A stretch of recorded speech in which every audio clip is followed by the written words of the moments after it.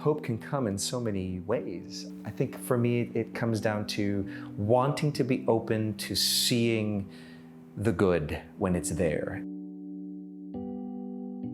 Hey, it's Jesse. In celebration of World Pride, Stonewall 50, and the release of my new single, Listen, I've been sitting down with some of my friends to pick their brains, hear their stories, and today I had the chance to talk to Javier Muñoz. So I hope you guys enjoy. My name is Javier Muñoz. I am born and raised here in Brooklyn, New York City. This is my hometown. And I've basically been here my whole life. I am an actor, activist, and I always have been.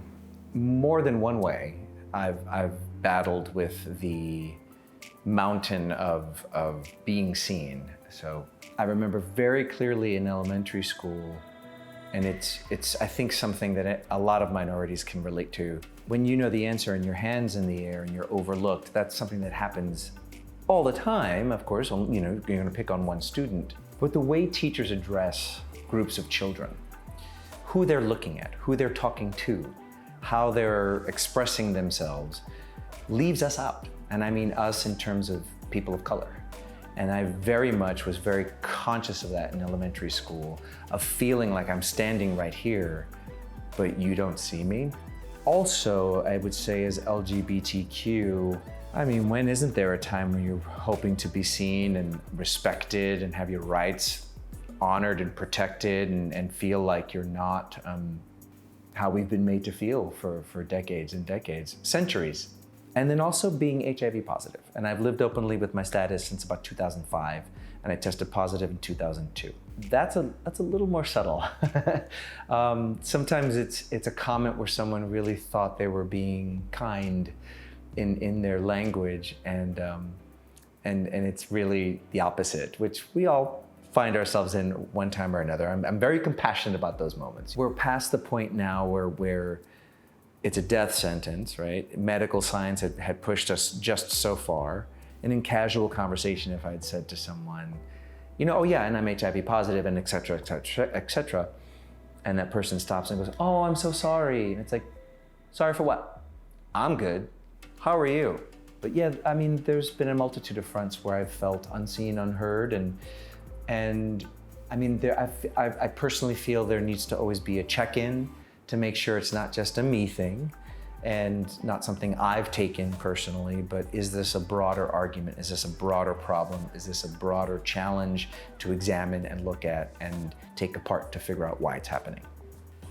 There's a great possibility in our moment right now. And it's not just about fighting specifically for you being right, me being right, them being right. It's just listen.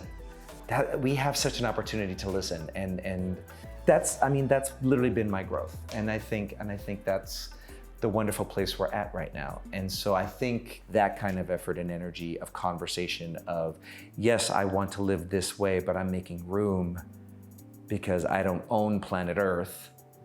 I'm making room for others is all part of that same idea that we really have an opportunity right now to try and get this better. Not right, better. Yeah. I think there's multiple sources to my endurance and persistence and resilience, if you will. Hope can come in so many ways. I think it's about, I think for me, it comes down to wanting to be open to seeing the good when it's there. And I think it's easy to get so weighted down. There's so many reasons for us to get weighted down and feel hopeless. And it's a conscious choice to say, I am going to find something good in today. You're gonna find it, right? If you wanna look at it, if you wanna see it, you're gonna find it. And it doesn't have to be monumental. You don't have to win the lottery, right? It could just be that, like, I don't know, someone held the door for me, or someone said thank you to something I did. They saw me.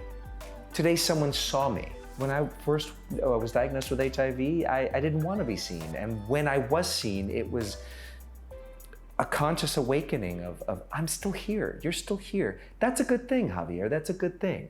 It's a hard thing, but it's a good thing, and that's process, right?